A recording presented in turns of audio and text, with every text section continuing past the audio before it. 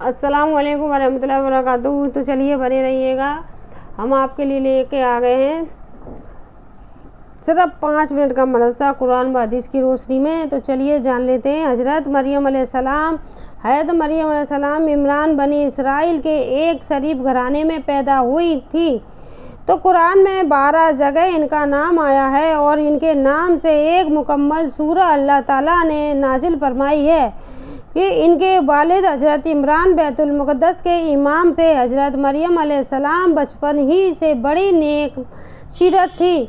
अल्लाह ताला ने उस वक्त के तमाम औरतों पर इन्हें फजीलत अता फरमाई थी। पैदाइश के बाद इनकी वालदा ने अपनी मन्नत के मुताबिक इनके खालू हज़रत ज़करिया अलैहिस्सलाम की किफ़ालत में बैतुल मुक़द्दस की इबादत के लिए वक्त कर दिया था और ऊंची जगह पर एक कमरा की इबादत के लिए खास कर दिया था। तो वो हर वक्त इबादत और जिक्र इलाही में मसरूफ़ रहती। अल्लाह ताला ने गैबी तौर पर बगैर मौसम के उम्दा फलों के जरिया इनकी नशो नमा और परवरिश फरमाई। यानी जब हज़रत मरियम अलैहिस्सलाम बड़ी हो गई तो अल्लाह ताला ने फरिश्ते के जरिया बिशारत दी कि तुम्हें एक बेटा अता किया जाएगा जिसका नाम ईसा होगा। वो दुनिया व आखिरत में बुलंद मर्तबे वाला होगा और बचपन ही में लोगों से बात करके आपकी पाकीज़गी की गवाही देगा। तो जिस्म में गुर्दे की क्या अहमियत है? गुर्दा जो होता है शरीर में हमारे जिस्म में, तो चलिए उसकी अहमियत जान लेते हैं। इंसान के खून में हर लम्हा जहरीले मादे होते हैं की मकदार बढ़ती रहती है। गुर्दे इन जहरीले मादों को पेशाब के जरिए खारिज करके बदन को साफ खून सिलाहित करते हैं। इसलिए गुर्दे 24 घंटे में कई लीटर खून से जहर लिया करते हैं। मादा निकाल कर पूरे जिस्म की हिफाजत करते रहते हैं। खुदा नहुसतिया अगर ये गुर्दे काम करना बंद कर दें तो भारी दौलत खर्च करने के बड़ी मस्किनों के जरिया खून साफ करवा कर फ़ायदा हासिल नहीं होता जो लोगों के कुदरती अमल से होता है। गुर्दों के जरिया खून से जहरीले मादों को खारिज करके जिस्म अंसारी को हिफाजत करना अल्लाह की बहुत बड़ी कुदरत है। यानी गुर्दे जहरीली चीज़ों को निकाल के पेशाब के जरिए निकाल देते हैं और शरीर की हिफाजत करते हैं। जो अल्लाह की बहुत बड़ी कुदरत है। अगर गुर्दे ख़राब हो जाते हैं तो रुपये पैसे से भी ठीक नहीं हो पाता इंसान। तो चलिए आगे चलते हैं। वो कुदरती निज़ाम नहीं मिल पाता है जो अल्लाह ताला ने अता किया है इंसान को। तो चलिए आगे चलते हैं। एक सुन्नत के बारे में, दरवाजे पर सलाम करना। रसूल सल्लल्लाहु अलैहि वसल्लम जब किसी के घर में दरवाजे पर आते तो बिल्कुल सामने खड़े ना होते बल्कि दाहिनी तरफ या बाईं तरफ तशरीफ़ फरमाते और सलाम अलैकुम फरमाते। यानी दाईं या बाईं तरफ खड़े होकर फिर सलाम अता फरमाते, तब किसी के घर में घुसते। जब वो इजाज़त दे देता मतलब आइए घर में, तब अंदर घुसते। एक अहम अमल की फजीलत अल्लाह का जिक्र करना। रसूल सल्लल्लाहु अलैहि वसल्लम ने फरमाया, जो शख्स सुबह को 100 मरतबा और शाम को 100 मरतबा सुभान अल्लाह बबे हमदही, इसको गुनाहों की मग़फ़िरत कर दी जाएगी, खवा उसके गुनाह समुंदर की झाग से ज़्यादा क्यों ना हो। अगर आप सुबह की नमाज़ पढ़ते हो तो एक तस्बीह पढ़ने में तुम्हें 5 मिनट से ज़्यादा नहीं लगती। सुभान अल्लाह बबे हमदही, सुभान अल्लाह बबे हमदही, तो आपके गुनाह भी माफ़ हो जाते हैं, चाहे वो समुंदर की झाग के बराबर क्यों ना हो। गुनाह तो वैसे ही आपके माफ़ होना शुरू हो जाता है। तब अल्लाह की राह में आप सच्चे दिल से सजदा करते हो और नमाज़ पढ़ते हो। तो जब नमाज़ पढ़ोगे तो अल्लाह के जिक्र भी करोगे। जिक्र में आपके ये आता, अल्लाह ताला ने कहा सबसे बड़ी दुआ, मतलब तब ये समुंदर के बराबर झाग के बराबर भी गुनाह होंगे। तो इस छोटी सी चीज़ से मतलब पढ़ने में कितनी हल्की है और गुनाहों को साफ करने के लिए कितनी भारी है ये। सुभान अल्लाह बबे हमदी, सुभान अल्लाह عظیم، اتنا بھی پڑھ سکتے ہو سبحان اللہ بب حمدہی، چھوٹا بھی پڑھ سکتے ہو تو آپ سبحان اللہ بب حمدہی، سبحان اللہ بب حمدہی پڑھ سکتے ہو۔ کتنی سہولیت اللہ تعالیٰ نے عطا فرمائی ہے۔ چلیے آگے بڑھ جاتے ہیں۔ ایک گناہ کے بارے میں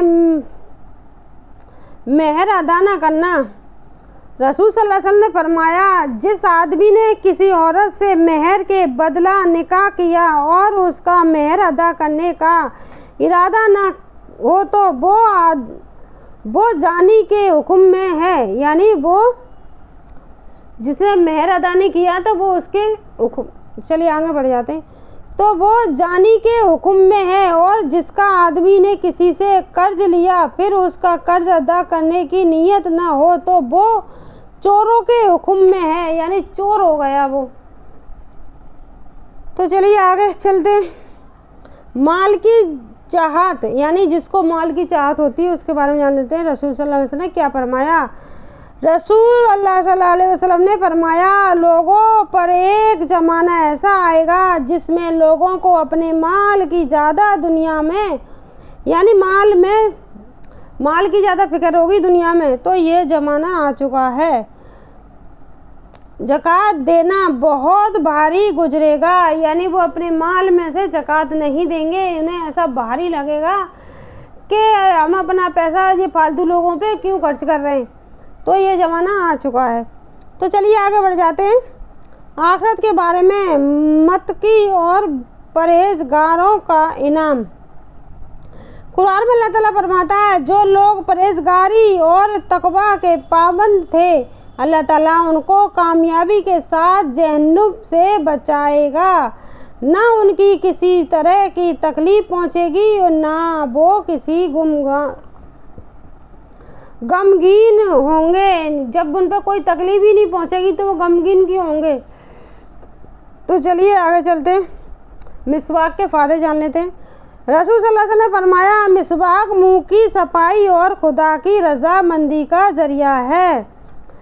فائدہ، علماء بن قاسم مسواک کے فائدے میں لکھتے ہیں یہ دانتوں میں چمک پیدا کرتے ہیں، مسوڑوں میں مضبوطی اور منہ کے بدبو ختم کرتے ہیں، جس سے دماغ پاک و صاف ہو جاتا ہے، بلغم کو کاٹتی ہے، نگاہ کو تیز اور آواز صاف کرتی ہے، اور بھی اس کے بہت فائدے ہیں جو لکھے نہیں گئے، کیونکہ آپ کو اتنے ہی فائدے کافی ہیں جاننے کے لیے جو بہت ضروری ہیں۔ تو چلیے آگے چلتے ہیں۔ قرآن میں اللہ تعالیٰ فرماتا ہے اگر کسی بات پر تم میں سے اختلاف ہو جائے تو اللہ تعالیٰ اس کے رسول کے حکم کی طرف رجوع کرو، اور اگر تم اللہ اور قیامت کے دن پر ایمان رکھتے ہو یہ طریقہ تمہارے لیے بہتر ہے اور اچھا بھی ہے۔ اگر تم قیامت اور اللہ کے رسول پہ یقین رکھتے ہو تو آپ کے لیے راستہ بہتر بھی ہے اور اچھا بھی ہے۔ آپ دین کے راستے چلو گے تو ساری مشکلیں آسان ہو جائیں گی۔ تو چلیے آگے بڑھ جاتے ہیں۔ چلیے عیسیٰ علیہ السلام کا پیدا کیسے ہوئی دنیا میں، مریم بنا شادی کے ماں بنی تھی۔ تو چلیے چلتے ہیں جان لیتے ہیں۔ قرآن میں اللہ تعالیٰ نے حضرت عیسیٰ علیہ السلام کے ناموں کا ذکر مختلف اعتبار سے فرمایا ہے، یعنی قرآن میں 59 بار فرمایا ہے۔ ان کی پیدائش اللہ تعالیٰ کی قدرت کی ایک بہت بڑی نشانی ہے۔ ایک دن حضرت مریم علیہ السلام کسی ضرورت کی وجہ سے بیت المقدس کی مشرقی جانب گئی ہوئی تھی کہ اچانک ایک فرشتے نے، یعنی ضرورت کی وجہ سے بیت المقدس میں مشرقی یعنی مشرقی جانب گئی تھی، مصر کی طرف جانب گئی ہوئی تھی کہ اچانک ایک فرشتہ خوشخبری دی کہ اللہ تعالیٰ تم کو ایک بیٹا عطا فرمائے گا جس کا نام عیسیٰ بن مریم ہوگا۔ تو حضرت مریم علیہ السلام نے کہا میری تو شادی بھی نہیں ہوئی، لڑکا کیسے ہوگا؟ تو فرشتے نے کہا اللہ کا فیصلہ ایسا ہی ہے، اور یہ اللہ کے لیے آسان ہے۔ پھر ایسا ہی ہوا، حضرت عیسیٰ علیہ السلام کے حکم سے بغیر باپ کے پیدا ہوئے۔ جب لوگوں نے دیکھا تو بہت تعجب کیا اور کہا، مریم تم نے یہ کتنا بڑا گناہ کیا۔ حضرت مریم علیہ السلام نے کوئی جواب نہیں دیا بلکہ بچے کی طرف اشارہ کر دیا۔ بچہ بول پڑا، میں اللہ کا بندہ ہوں، اس نے مجھے کتاب دی ہے اور نبی بنایا ہے، میں جہاں کہیں بھی رہوں خدا مجھے بابرکت بنایا ہے اور آخری دم تک اللہ نے مجھے نماز پڑھنے اور زکوٰۃ ادا کرنے کا حکم دیا ہے اور اپنی ماں کا فرمانبردار بنایا ہے۔ میری پیدائش، میری وفات اور پھر دوبارہ زندہ ہونا میرے لیے خیر و برکت اور سلامتی کا ذریعہ ہے۔ بچے کی ایسی باتیں سن کر قوم حیران رہ گئی اور حضرت مریم علیہ السلام سے ان کی بدگمانی حقیقت میں بدل گئی کہ مکہ شام ملک شام میں موتا نامی کی، یعنی ان کو مریم کو کنواری کو اللہ تعالیٰ نے، کیونکہ اللہ تعالیٰ نے جب ہی ان کو عطا فرما دیا تھا فرشتے کو بھیج کے کہ تمہیں بیٹا پیدا ہوگا۔ تو چلیے آگے بڑھ جاتے ہیں۔ مکہ شام میں موتا نامی ایک مقام پر جنگ ہو رہی تھی۔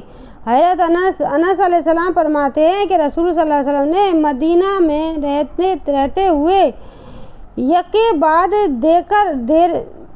دیگرے 3 صحابی رضی اللہ عنہم کو موتا میں شہید ہونے کی خبر دی، جبکہ وہاں سے ابھی تک کوئی خبر نہیں آئی تھی۔ اور پھر فرمایا، ان کے بعد جھنڈا اللہ کی تلوار نے اٹھایا اور اللہ نے ان کے ہاتھوں مسلمانوں کو دشمنوں پر فتح نصیب فرمائی۔ اللہ کی تلوار مراد حضرت خالد بن والد علیہ السلام ہیں۔ ان کو لقب آپ صلی اللہ علیہ وسلم نے دیا تھا۔ یعنی مکہ شام میں موتا نامی ایک مقام پر جنگ ہو رہی تھی۔ حضرت انس رضا فرماتے ہیں کہ رسول صلی اللہ علیہ وسلم نے مدینہ میں رہتے ہوئے مکے بعد دیگرے 3 صحابی رضی اللہ عنہ کے موتا میں شہید ہونے کی خبر دی، جبکہ وہاں سے کوئی خبر نہیں آئی۔ رسول اللہ صلی اللہ علیہ وسلم پہلے ہی خبر دے دی، خبر نہیں آئی تھی۔ اور پھر فرمایا، ان کے بعد جھنڈا اللہ کی تلوار اٹھایا اور اللہ نے ان کو ہاتھوں میں مسلمانوں کو دشمن پر فتح نصیب فرمائی۔ یعنی اللہ کی تلوار مراد حضرت خالد بن والد علیہ السلام ہیں۔ ان کو یہ لقب آپ صلی اللہ علیہ وسلم نے فرمایا۔ اللہ کی تلوار خالد بن والد رضا ہیں۔ تو بیوی کی وراثت میں شوہر کا حصہ قرآن میں اللہ تعالیٰ فرماتا ہے، تمہارے لیے تمہاری بیویوں کے چھوڑے ہوئے مال میں سے آدھا حصہ ہے، جبکہ ان کو کوئی اولاد نہ ہو، اور اگر ان کی اولاد ہو تو تمہارے بیوی کے چھوڑے ہوئے مال میں تمہارے لیے چوتھائی حصہ ہے۔ تمہیں یہ حصہ ان کی وصیت اور قرض ادا کرنے کے بعد ملے گا۔ یعنی اگر وہ قرض چھوڑ گئے ہیں تو اس کا قرض ادا کرا جائے گا، پھر ان کی اولاد، یعنی ان کی وہ اولاد جو چھوڑ گئے ہیں ان پہ ملے گا، اس کے بعد ملے گا کس کو؟ بیوی کو چوتھائی حصہ ملے گا۔ انی کنت من الظالمین، ترجمہ الہی، آپ کے سوا کوئی عبادت کے لائق نہیں، آپ تمام عیبوں سے پاک ہو، بے شک میں ہی قصوروار ہوں۔ یعنی آپ پر کوئی مصیبت آئے تو آپ کو یہ دعا پڑھنی ہے، جب کوئی مصیبت آزمائش میں پڑ جاؤ تو اس دعا کو زیادہ سے زیادہ پڑھنے کا مطلب اپنے اوپر لازمی کر لیں، پڑھنا زیادہ سے زیادہ جب کوئی مصیبت میں پڑ جائے تو۔ لا الہ الا انت سبحانک انی کنت من الظالمین، اللہ میں ہی ظالم ہوں۔ یعنی من الظالمین۔ ایک اہم عمل کی فضیلت ملاقات کے وقت سلام و دم صفا کرنا۔ رسول صلی اللہ علیہ وسلم نے فرمایا جب مسلمان کا ملاقات کے وقت مصافحہ کرتے ہیں اور اللہ تعالیٰ کی تعریف کرتے ہیں اور اللہ تعالیٰ سے مغفرت طلب کرتے ہیں، یعنی صافحہ کے وقت یغفر اللہ لنا ولکم، یغفر اللہ لنا ولکم، اور مجاز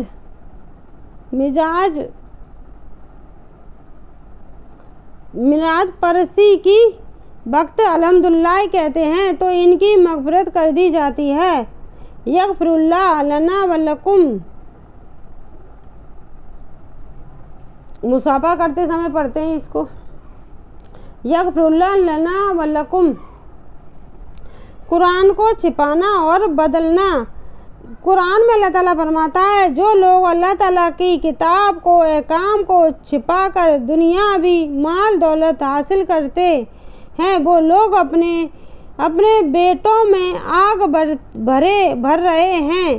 قیامت کے دن اللہ تعالیٰ ان سے کام کرے گا اور نہ ان کو گناہوں سے پاک کرے گا۔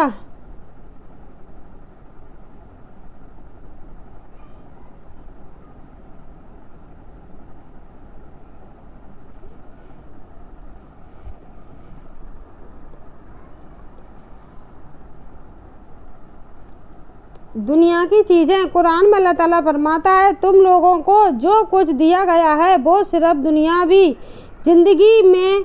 زندگی میں برتنے کا سامان ہے، اور جو کچھ سرو سراب اللہ کے پاس ہے وہ اس دنیا سے کہیں زیادہ بہتر اور باقی رہنے والا ہے، جو صرف مومنین اور اپنے رب پر بھروسہ کرنے والوں کے لیے ہے۔ دوزخ کی گہرائی۔ رسول صلی اللہ علیہ وسلم نے فرمایا ایک پتھر کو جہنم کے کنارے سے پھینکا گیا تو 70 سال تک اس میں گرتا رہا مگر اس کی گہرائی تک نہیں پہنچا۔ پھر بھی 70 سال تک گرتا رہا پھر بھی اس کی گہرائی تک نہیں پہنچ چکا۔ حضرت ابن عباس رضی اللہ فرماتے ہیں کہ رسول اللہ صلی اللہ علیہ وسلم نے احرام کی حالت میں اپنی سرمی آدھے سر کے درد کی وجہ سے پچنا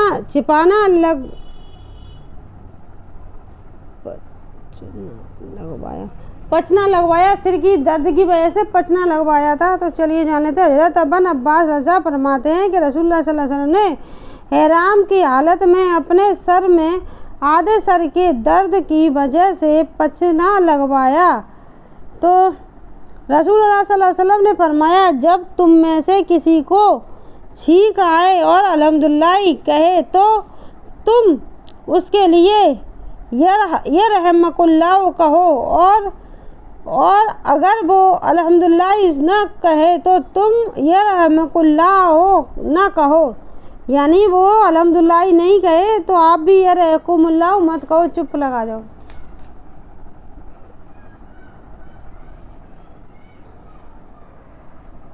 حضرت عیسیٰ علیہ السلام کے حالات، یعنی حضرت عیسیٰ علیہ السلام کے حالات۔ چلیے اگرچہ حضرت عیسیٰ علیہ السلام کی گواہی سے بنی اسرائیل کے سامنے حضرت مریم علیہ السلام کی پاک دامنی ظاہر ہو گئی، ان کی بدگمانی اور ہو گئی اور حضرت عیسیٰ علیہ السلام کی ترتیب و پرورش ماں کی صفت میں ہوتی رہی، مگر پھر بھی قوم کو سری لوگوں کی طرف سے ان کی پیدائش پر بدگمانی اور حضرت زکریا کی مظلومانہ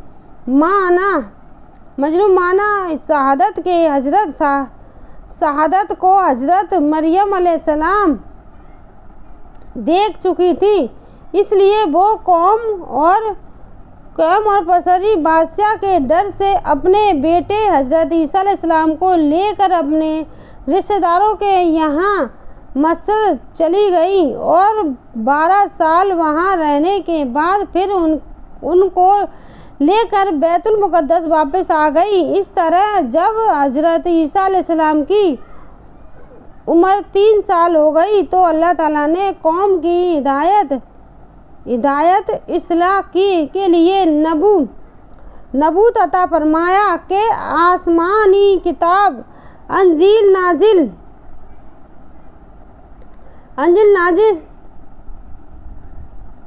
नाजिल फरमाई। इन्होंने कुफर व शिरक के खिलाफ अपनी दावत व दईद का आगाज किया। हज़रत ईसा अलैहिस्सलाम की शक्ल व सूरत के बारे में हजूर सल्लल्लाहु अलैहि वसल्लम ने फरमाया, मेराज के मौका पर मेरी मुलाकात दूसरे आसमान पर हज़रत ईसा अलैहिस्सलाम से हुई तो मैंने इनके दरमियानी कदम सुर्ख रंग साफ सपाट बदन का नदे तक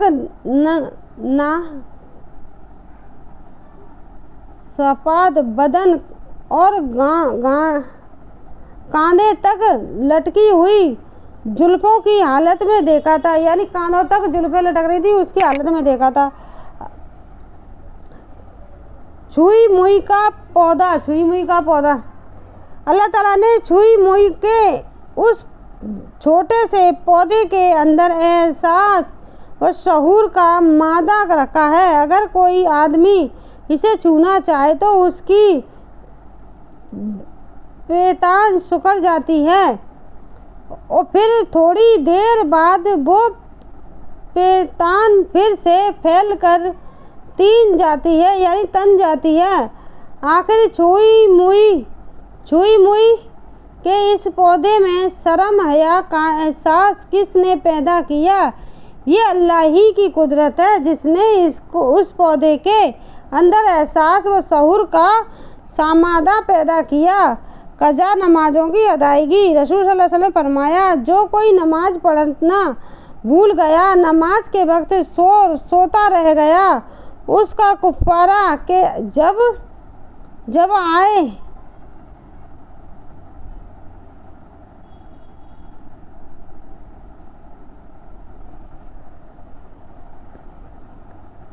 यानी रसूल सल्लल्लाहु अलैहि वसल्लम ने फरमाया, जो कोई नमाज पढ़ना भूल गया, नमाज के वक्त सोता रह गया, उसका कुफ़ारा ये है कि जब याद आए उसी वक्त पढ़ ले। अगर किसी शख्स के नमाज किसी की वजह से छूट जाए या सोने की हालत में नमाज का वक्त गुजर जाए तो बाद में इसकी कज़ा पढ़ना फ़र्ज है।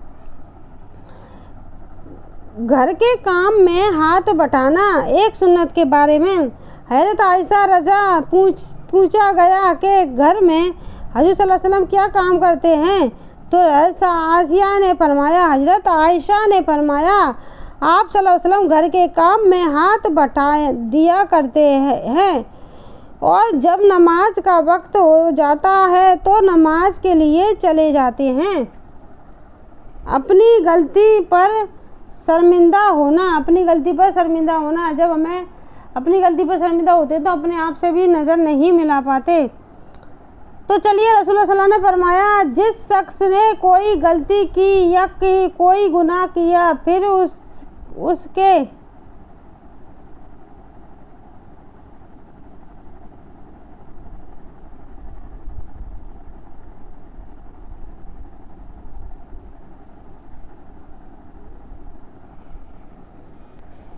चलिए आज के लिए बस इतना ही। अस्सलाम वालेकुम रहमतुल्लाहि व बरकातहू। अगली वीडियो मिलेंगे तो बने रहिएगा हमारी वीडियो में, शुरू से आखिर तक देखते रहिएगा। पूरी वीडियो बहुत ही ख़ास वीडियो है, ध्यान से सुनिए, उस पर अमल कीजिए, आपकी ज़िंदगी बहुत ही आसान खूबसूरत निकलेगी। दीन के रास्ते चलना एक बहुत बड़ी बात है। तो चलिए आज के लिए बस इतना ही। अस्सलाम वालेकुम रहमतुल्लाहि व बरकातहू।